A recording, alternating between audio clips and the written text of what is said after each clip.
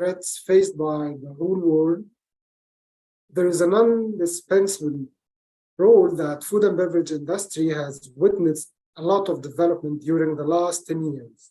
Moreover, it has experienced huge fluctuations during the pandemic time. In this regard, our webinar, Food and Beverage Industry, an overview of the sector, the global trends and opportunities, aims to explore this industry and shed the light on the recent trends and developments that exist.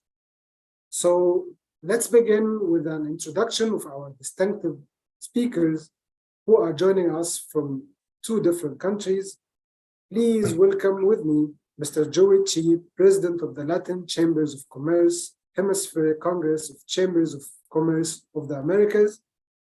And will join us Mr. Ali Isa. He is a Senior Agriculture and Rural Development Economist. So welcome our panelists. We are so glad to have you here with us today. And let me start by introducing our first speaker, Mr. Joey Cheat, the President of the Latin Chambers of Commerce. Besides working on an honorary basis in many diplomatic, cultural, and commercial areas, Mr. Joe has extensive experience in Latin America and Asia, where he has conducted business for over 30 years in the food, media, infrastructure, industrial products, industrial materials, energy, mining, and mining sectors, and recently in the high-tech and digital media and artificial intelligence sectors.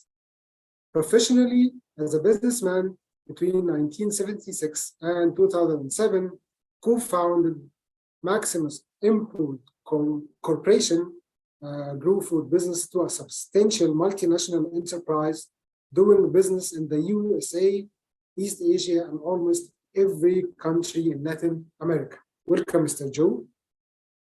Thank you. Thank you, Ahmed. It's a pleasure and an honor to be here with you. Thank you.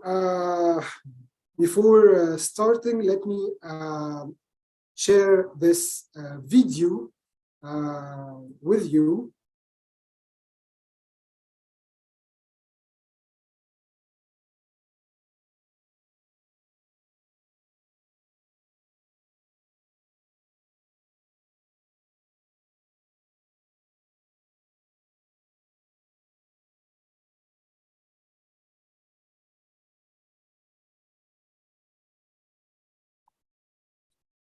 This is a video about Miami in our Hemispheric Congress, which we anticipate will have over 8,000 attendants and exhibitors. It is a comprehensive food sector event which will deal with the 30+ countries in Latin America, but the visitors will actually be coming in from over 100 different countries in the world.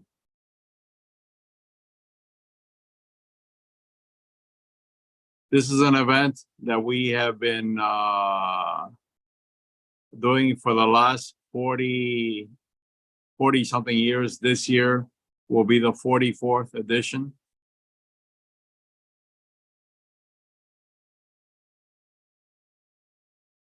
And hopefully we can persuade some of the countries from the Islamic Chambers of Commerce in Industry and Agriculture to come to our event and connect not only with the United States, but also with the countries of Latin America and the Caribbean as well.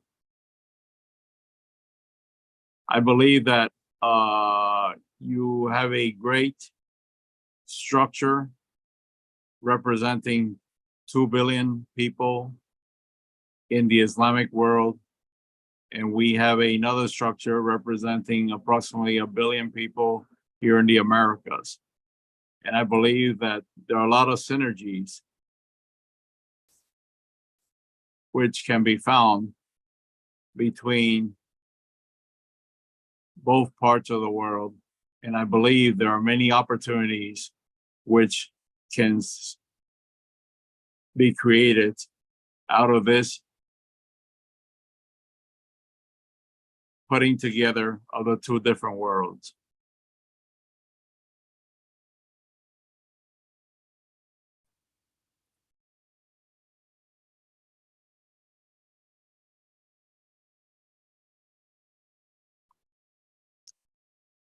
The event this year will be on September 18th to the 20th. It's probably too late for any new registrants unless they're last minute. However, we do encourage you, the Islamic Chamber of Commerce, Chambers of Commerce, to come over next year. And next year it will also be in September. The exact dates will be announced right after this year's event. Thank you, Mr. Joey. Let's welcome Mr. Ali Isa. We have been waiting for you. So now, Mr. Joey, you can start your presentation. Definitely. Well, I would like to say that, like you have mentioned, I have been in the food sector for approximately a little more than 30 years. I've been in business myself for over 40 years. The way we actually started our company back in 1976, it was started right after I started college at the time. At that time, I was 17 years old, and I had basically worked in the food industry for most of my life. Even before that, my family, we come from a tradition of food industries. My grandfather was also in the food business in Cuba. I was born in Cuba, but my grandfather actually came from China. He went from China to Cuba around World War I, and then my father came in afterwards around World War II. My uncle, who was my father's older brother, came in the interwar years between World War I and II into Cuba. And at that time, they also came from food tradition because my great-grandfather was a cooking oil trader in China. And then my grandfather went into started out with a fruit stand. After he was working in the railroad as a railroad worker for a few years, he found that he was able to save some capital together in order to open a fruit stand. And from there, he branched off and they created a larger store. And then they opened several stores in Cuba. My father also grew up in the grocery store business. And when he came over to the United States, with me as a child, I was basically a baby at the time. He was also working in restaurants for a while.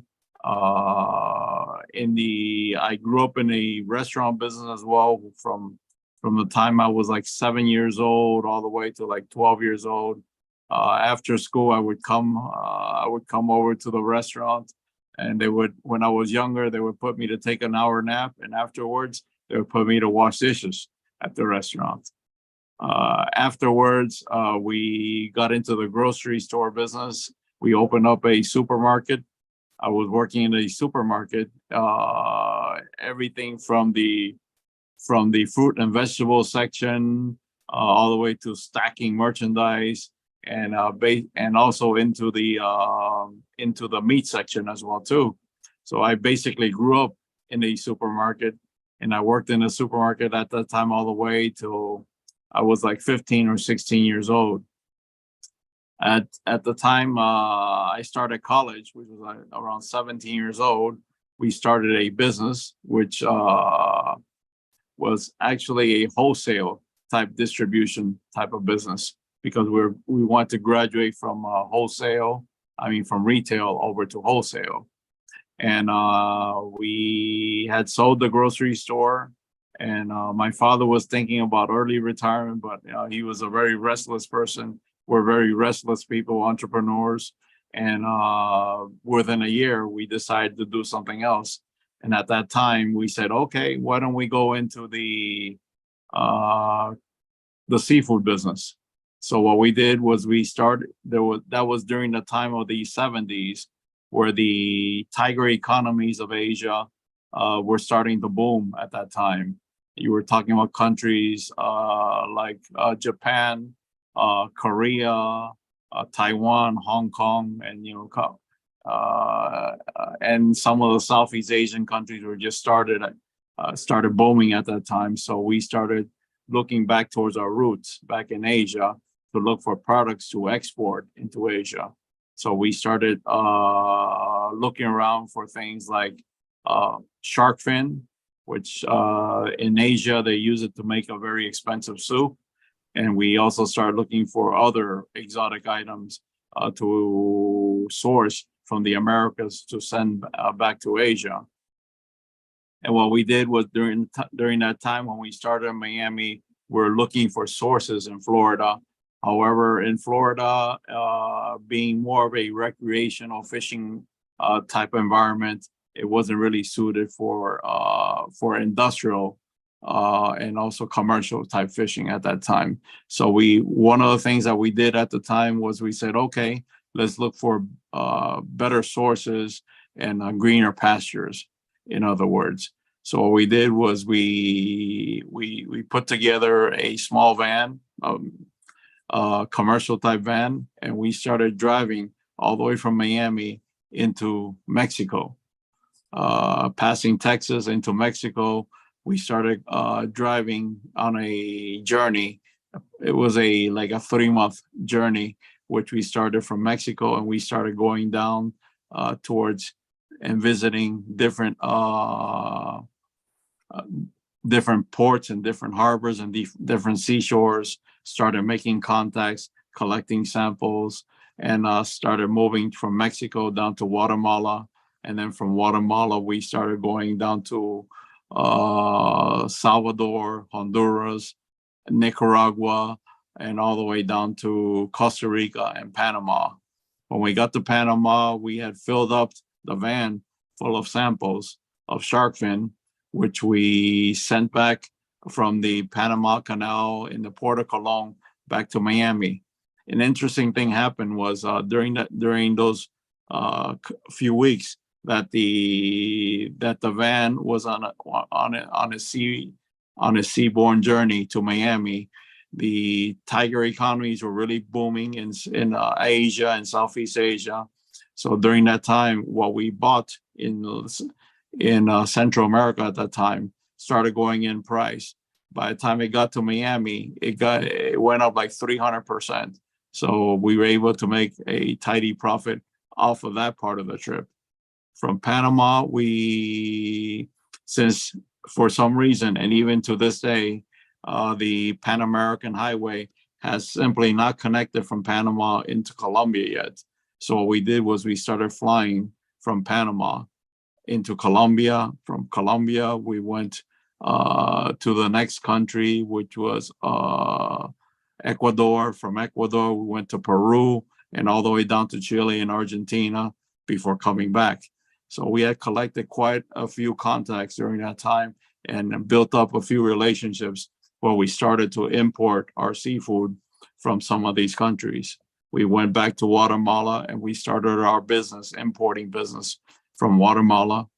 And then from there, we spread out to all the other countries, which we had started making contacts in importing seafood. We learned a lot from that business. We went through quite a few adventures. There were times, for example, in the 1980s, in some of the Central American countries, there was a lot of turmoil. There were a couple of revolutions going on in different countries, and to continue our businesses, we had to be quite adventurous during that time. And during that time, what we did was we imported seafood into the United States. We branched out not only from our original shark fin and fish belly operations into Asia, but we also branched out into the more commonplace seafoods like your shrimp, your fish, your lobster, and crabs and things like that. And that part of the operation, what we did was we started importing from Latin America into the United States. During those 30 years we were in the seafood business, we were involved in all the way from importing to actual manufacturing, and also investing into plant operations, and also investing into aquaculture operations, especially down in Ecuador. When during the years that we were in Ecuador, we actually became one of the largest importers out of Ecuador. During that time, we were competing mostly with the Japanese giant conglomerates like Mitsubishi, Marubeni, Taiyo Fisheries, and you know, you could say that we were a small to medium-sized business, but understanding the culture, we were able to compete against the giants in Ecuador, and later on in Mexico as well too. And during that time, we did learn quite a lot about the seafood business. But most importantly, especially for me, is I was able to actually intimately get to know the different cultures of Latin America. For example, a person in Mexico is very different from a person, let's say, in Ecuador. Person in Ecuador would be very different. Both from Mexico and Ecuador would be very different from people, let's say, from Argentina or Chile. Although they speak the same language, they do speak with different intonations. They do speak it differently. They have different idiomatic expressions, and they also have different cultural behaviors and expectations as well. So I was able to learn a lot about Latin America. Even though I was born in Cuba, I came to the United States very early in life.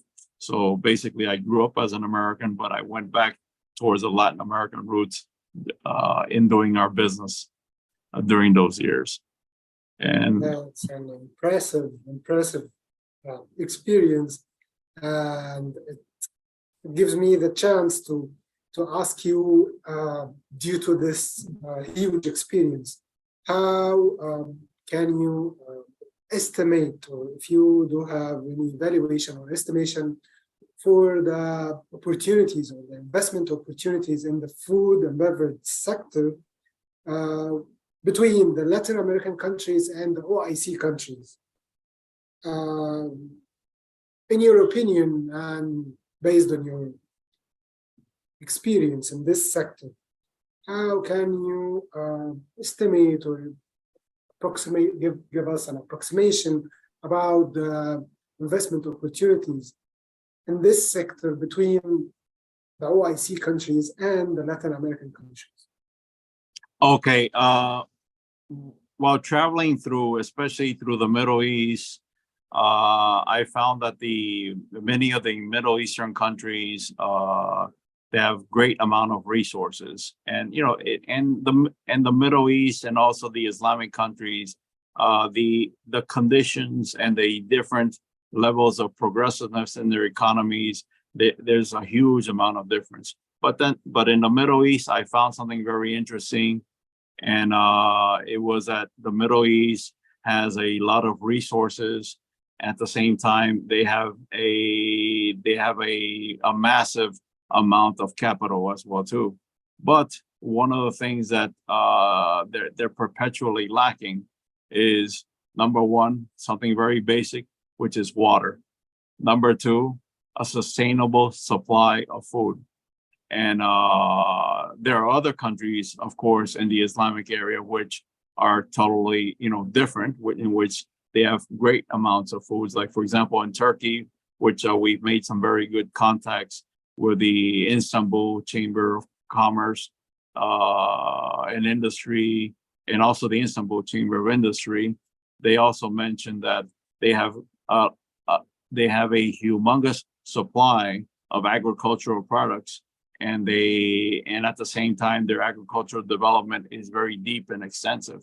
So I'm saying that there's a lot of opportunities. Just simply look at the individual country which you're dealing with, and then you will find the opportunities in what they lack and what they need.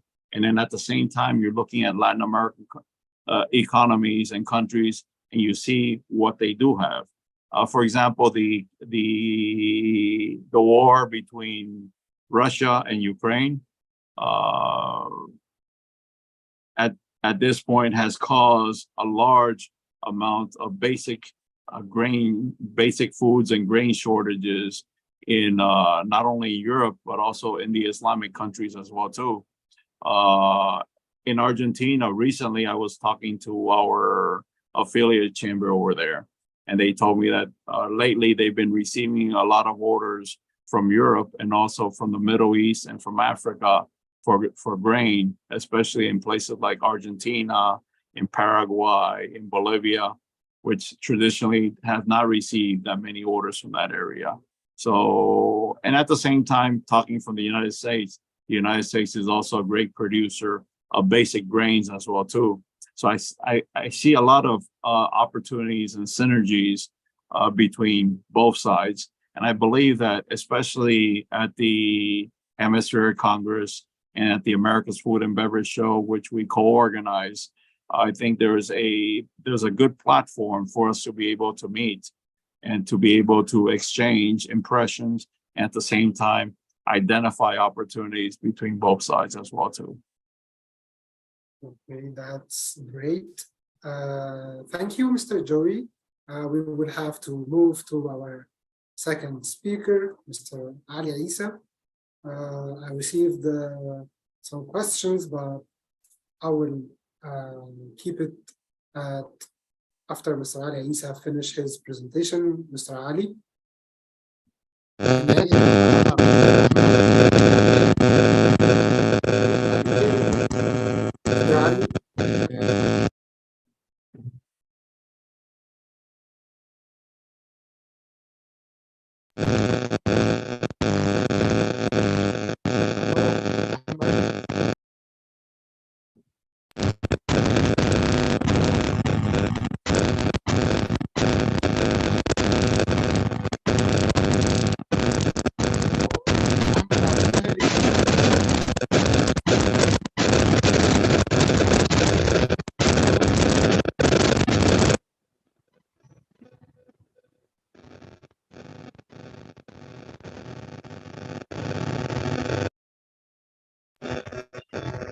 الو احمد.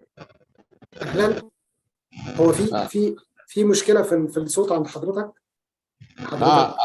Are you this is okay now? يعني if you are using the earphones, please just remove it, because I think it's affecting the quality of the sound. Would you raise your voice? Yeah, the voice. Okay. Are you hearing me now? I can hear you, but would you please raise your voice a little bit so we can hear you?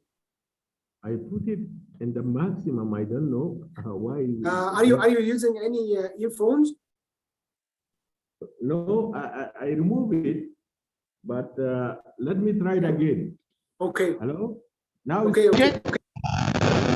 No, it's not working. It's not working now. No, it's not working. The same noise.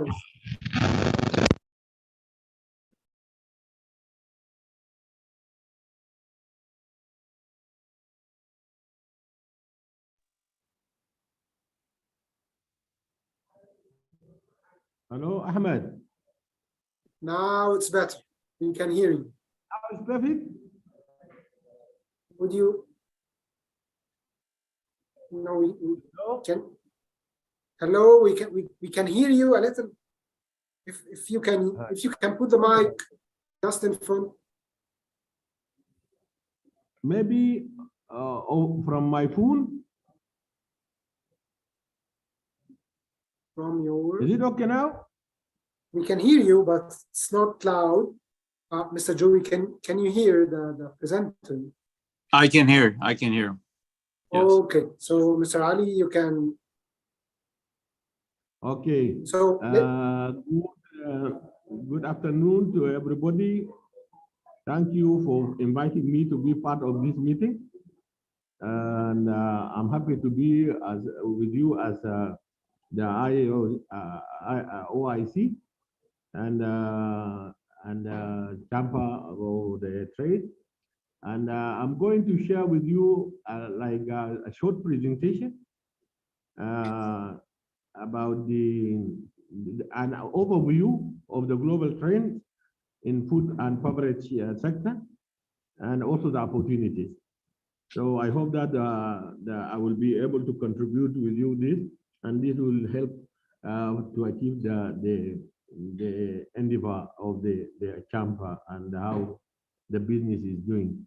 So Ahmed, how much time that I have? How You many have minutes that? 15 minutes. Okay, good. Good.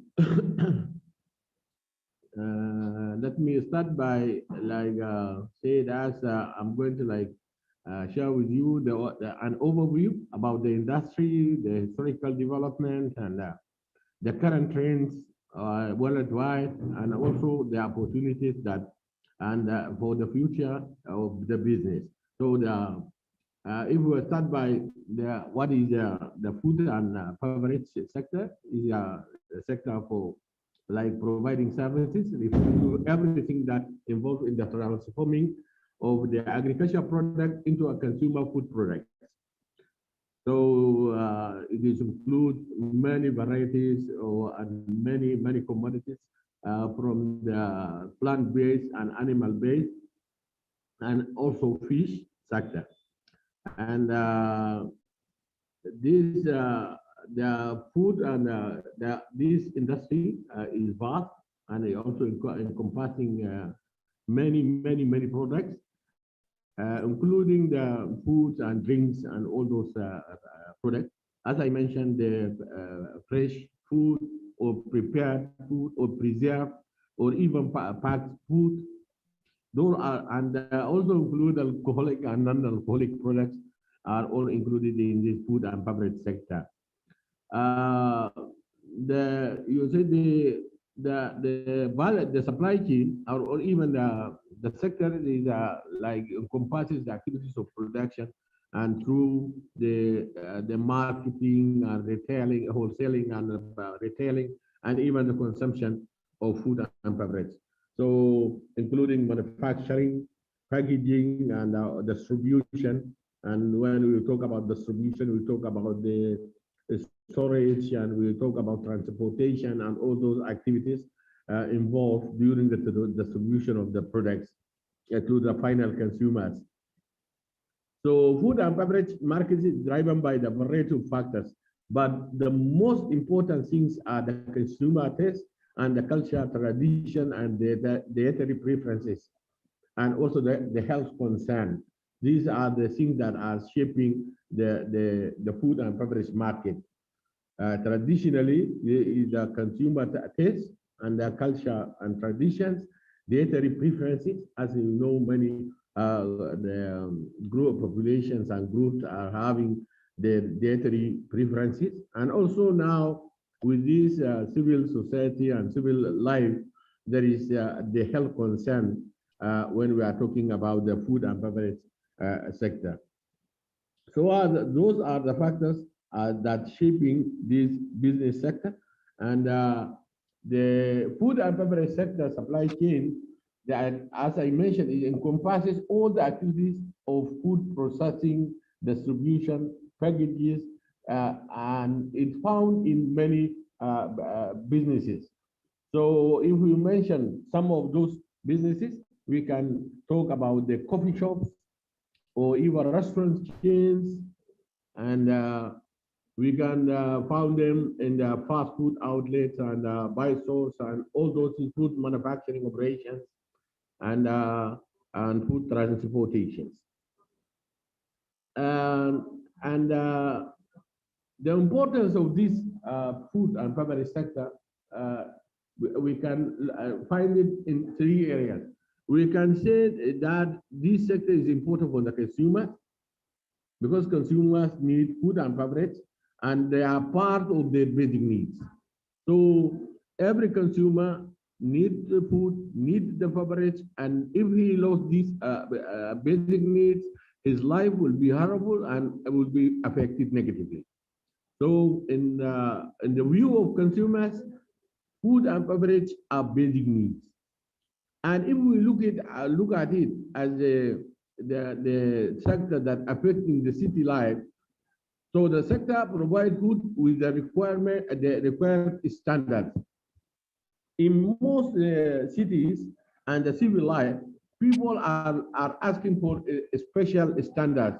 So the food and beverage sector was able to provide such kind of products with these services embedded in. This will reflect also the importance of this sector. And if we look at it as from the workers and the large economy as a whole, it is very important as a job creator and also the provide employment opportunities for workers and also for the government. The government is always seeking that the people that should be having jobs, and the level of unemployment should be very low, between 2 to 3% from the active working force. So the sector is very important for the consumer group, for the people who are living in cities, and also for workers and for the economy as whole in every country. So who is a part of that sector? Who is a part of that sector? The food and beverage operation vary depending on the style and the size, location, and target markets. And we can find them in the early stage of the value chain or the supply chain. You can find the people who are like providing packages and supplying the agricultural products in its raw material form or in raw format. So those are some of the part of the food and beverage sector, and also the people who are manufacturing and canning and like more processing or adding value to those products also are part of this value chain of the food and beverage sector. So the food and beverage sector, as we mentioned, it is vary and depending on the style and size and location and the target market. And what happens historically in this sector or the food and beverage, the technology and the compliance to the regulation that have come in have vastly changed the common flow of experience of this sector. Especially in the 19th century, the food and beverage industry is existing since the ancient time, but the marvelous changes or the area, the time that has where the change has happened is the 19th century, where drastic change of food processing, the invention of canning and pasteurization, and all those has happened during the 19th century. And furthermore, food services were refined, also has been developed when the issue of safety standards and other practices regarding the food safety has come in. Also, there is more advances in this sector.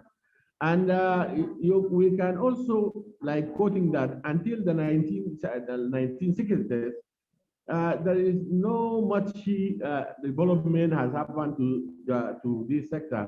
You can find like the restaurants were not able to have enough storage of raw material for preparing food for their customers. But after that, there is a marvelous change has happened, and all the businesses were able to provide the services for the different kind of customers. And so if you ask the question, how big is the food and beverage industry worldwide? How big?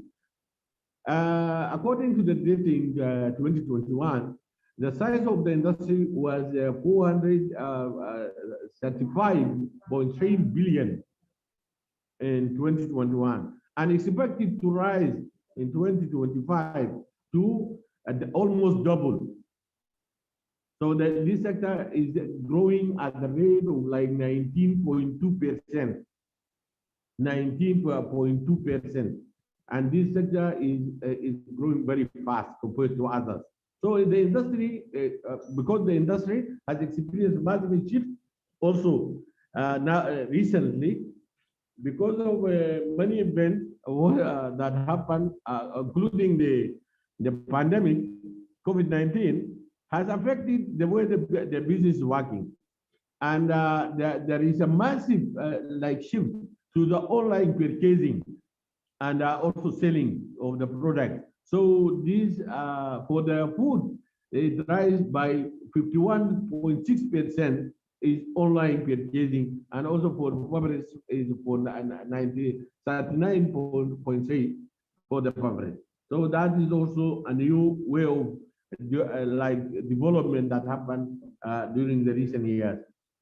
If we look at this presentation, the figure, the global commerce of food and beverage total sale is rise from 2022 that is over like 500 billion.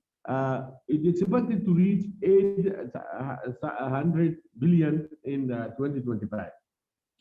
So if we look at this in through the last years, like from the 2018 and also up to 2023 and the expectation for 2025, you see there is a peak during 2022, and that's because of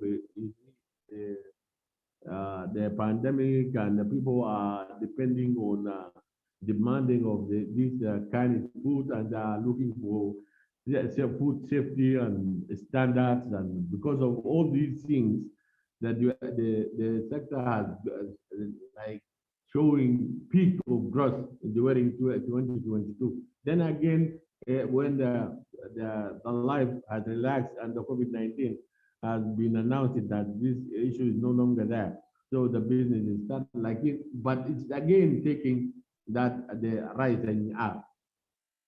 And in terms of revenues, I'm talking because of the revenues and the growth rate. So this is also show us how this market is working. And if we look in terms of like categories, we can find also these configurations and breads and cereal products and meat and vegetables and dairy and eggs. You can find that these configurations and snacks are the most the growing sector. And also if we look at the beverage side, you see that these alcoholic and non-alcoholic drinks are the most growing sectors compared to the other beverage and hot drinks. And again, if we continue to see the trends of the sector, also we can see that the trends is showing that the growing for the both food and beverage market.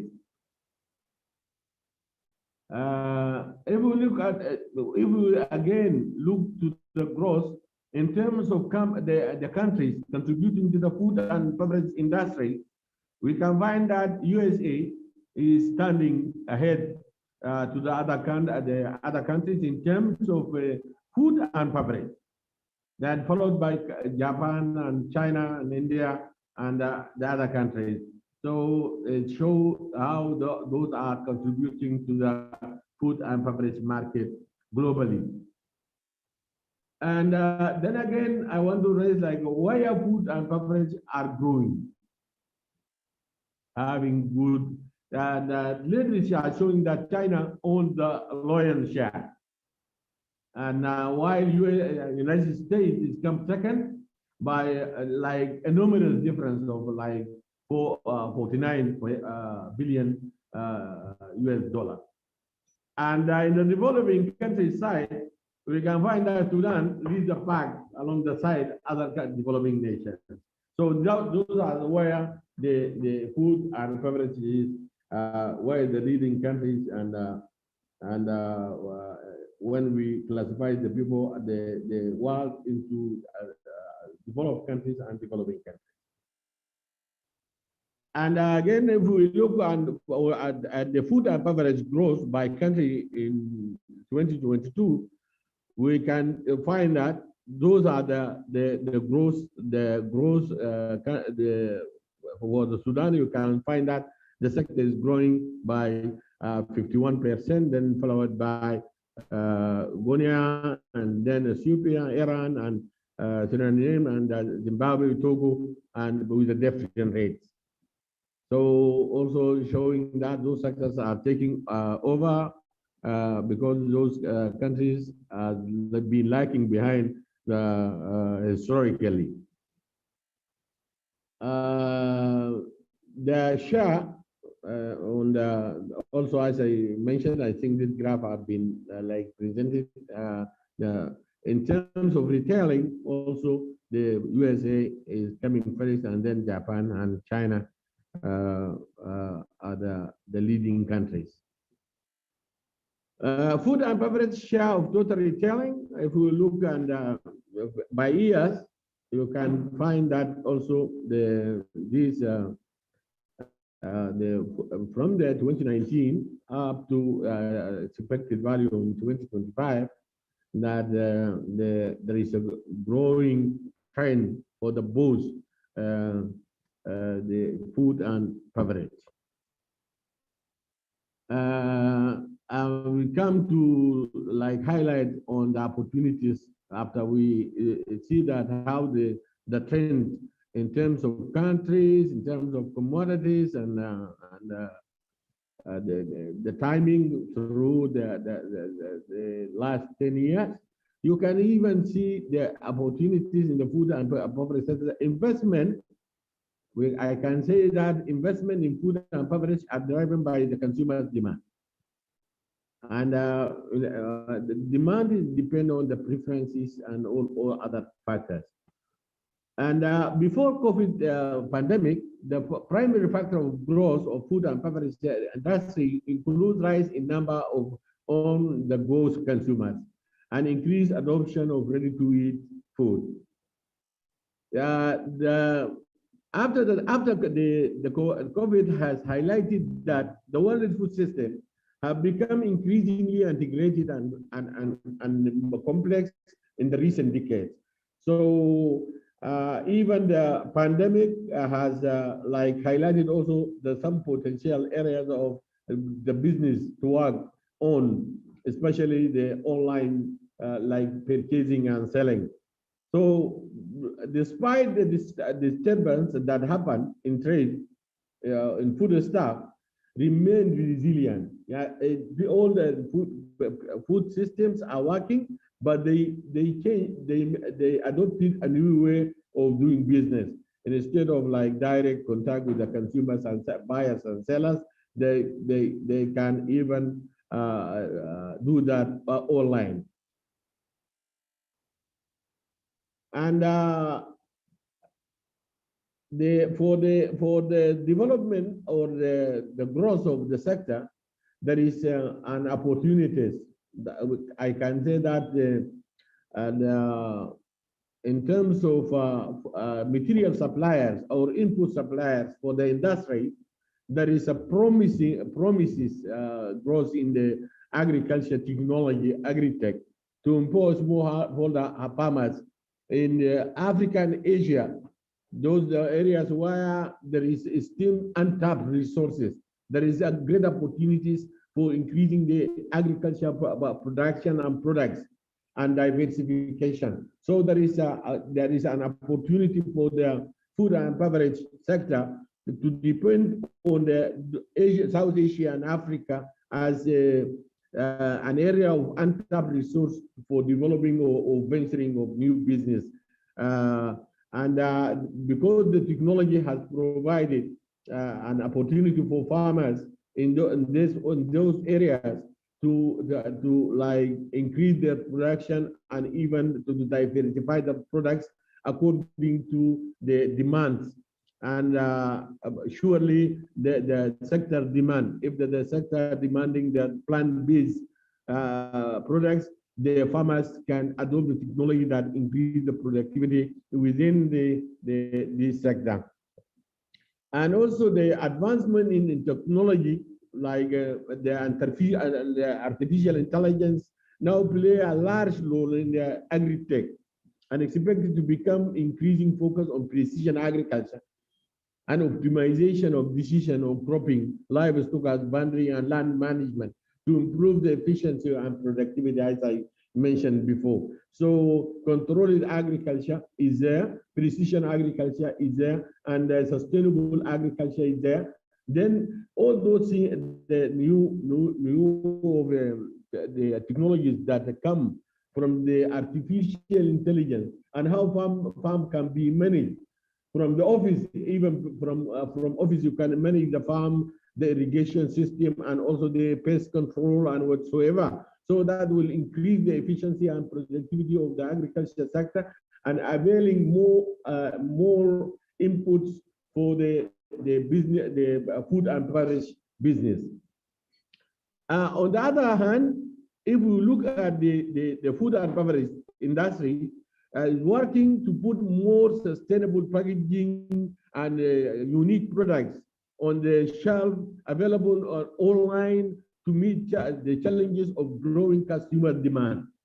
So even the businesses are adopting new technology, new ways of doing business. So this also there is a big opportunity for the businessmen and women to engage on such new business or modalities. Food and beverage companies are to strive to balance between their traditional effort and also the small the counterpart innovative method.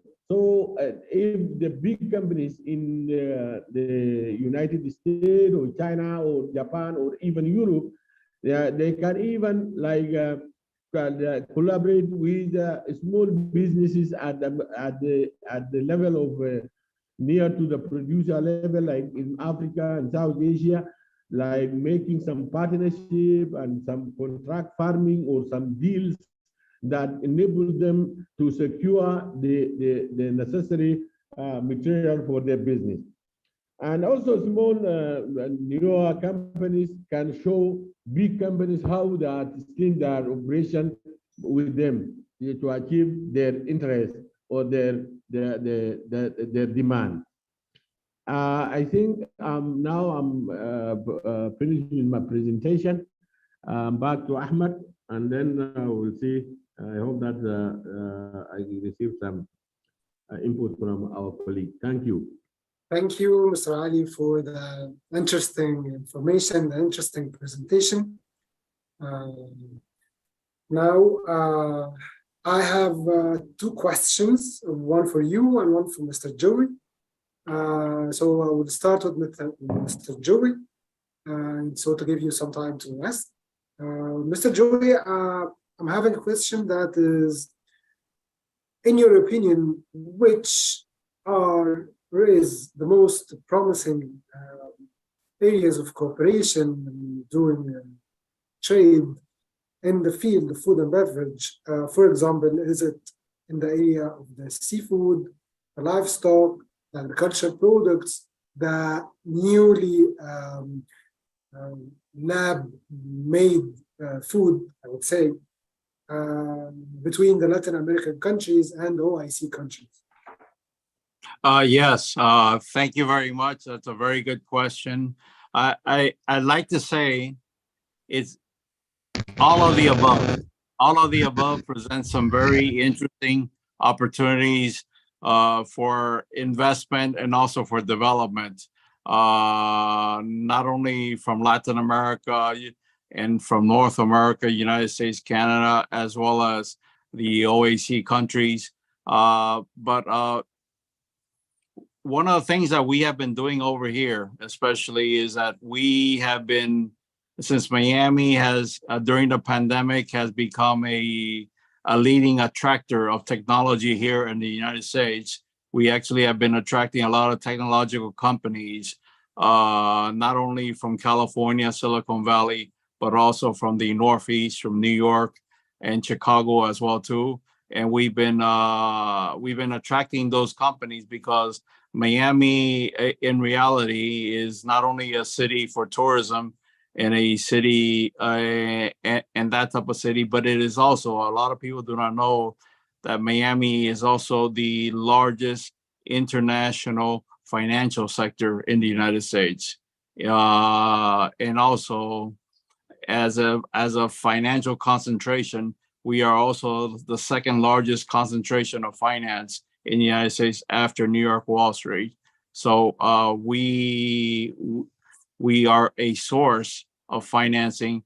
So what happens that a lot of technology started moving in our area during the pandemic, because basically the way we handled the pandemic was in a more liberal fashion, being careful at the same time, but at the same time being able to allow businesses to function in a freer fashion. So, we've been able to attract all that. And then what we have done here in Miami with our event and also our structure is we have created closer collaborations with, for example, with the San Francisco Chamber and with Silicon Valley, because we believe that it is very important to be able to bring to life, and at the same time being able to bring to market many of the new technologies which are coming online nowadays, especially things like cellular agriculture, in which food is actually being created directly from a cellular structure. And, you have beef being created that way, and which is being mass marketed in the United States at this time, and also in Europe. And we think that many of these technologies, they have very good investment possibilities. So we are also building in that direction. At the same time, concerning agriculture, a lot of the agricultural techniques, especially when you talk about advanced agricultural techniques, they will take a certain amount of time to be developed, and then the time of initial development to the time of full commercialization actually will take a certain amount of time. But however, we do have an interesting case in which one of our affiliates in Spain, in the south of Spain, in an area called Almeria. And this area is actually the climate of this area is actually very desert-like. Many of the old Clint Eastwood movies from the old days of spaghetti Western movies were actually made in that location because of its desert-like location, desert-like area and conditions. Also modern movies, for example, like Indiana Jones and the Temple of Doom and things like that. Movies were also made in that area because of its desert-like conditions. What they've done in that area was very interesting. They have created one of the most advanced agricultural complexes made of greenhouses, made of plastic covering greenhouses. And they have, at this point, they have approximately 30,000 hectares of greenhouses under cultivation, and they produce a large amount, or if not perhaps even a majority of the amount of organic vegetables being consumed by Europe at this time. So at our event, we will also have a demonstration of that process as well. And that is a process which is already created, which can be adapted to many different Islamic countries. One of the countries which has been adapting that type of technology quite a bit is Turkey. Turkey has also created large amounts of greenhouse agriculture. And also this greenhouse agriculture is now becoming much more sophisticated as well. They're also applying a lot of the modern technologies, including artificial intelligence, soil conditioning, natural pesticide control versus artificial pesticide controls, which is what makes them organic in the first place. So, that is one of the areas which, those are some of the areas which we are looking at in Miami to be able to package in a financially package in a manner which institutional investors might be interested in investing into the advancement of the food industry, the agricultural processes towards a future in that manner. Yes, interesting, and I think it's very promising areas of cooperation and very huge investment opportunities for whoever is interested to do investment in the food and beverage sector in our member countries. So thank you, Mr. Joey. Let me ask Mr. Ali. Mr. Ali, can you hear me?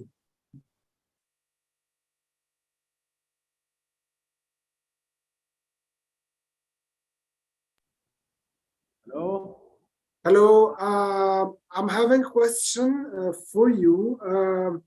Since you are economist, in your opinion, what is, I would say, the main policy or group of policies that the OIC countries need to develop in order to accelerate or achieve more growth in the field or in the sector of food and beverage industry? Okay, very good question. Ahmed, are you hearing me? Yes, we can hear you. Yeah, okay, good. So for OIC, I think that we have many concerns like about the halal food, and also the other aspects, the international aspect, like similar to other work, like the food safety and food standards and all those things. But we can add to them the aspect of the halal food. So for the OIC countries, they need to pursue more integrated trade policy and also more integrated investment policy among the member states.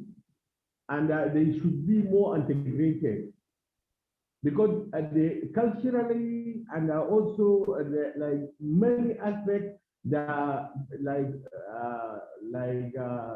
basis or found as foundation for the easy trade and interaction.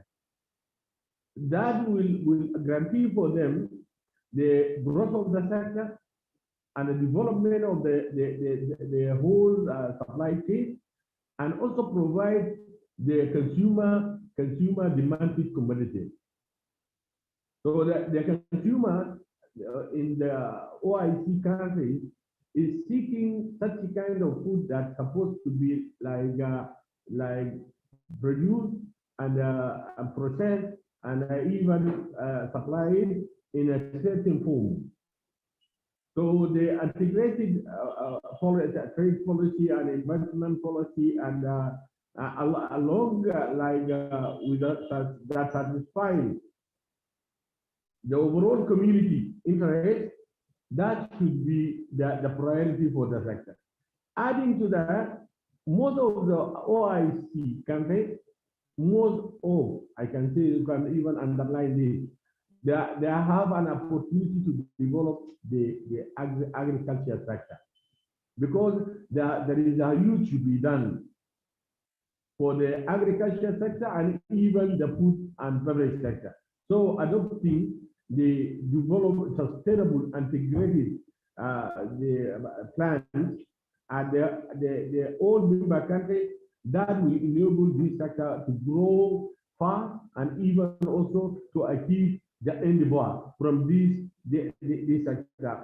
of availing the commodity demanded by the consumers, creating more job and more employment opportunity, and also contributing to the economic advancement.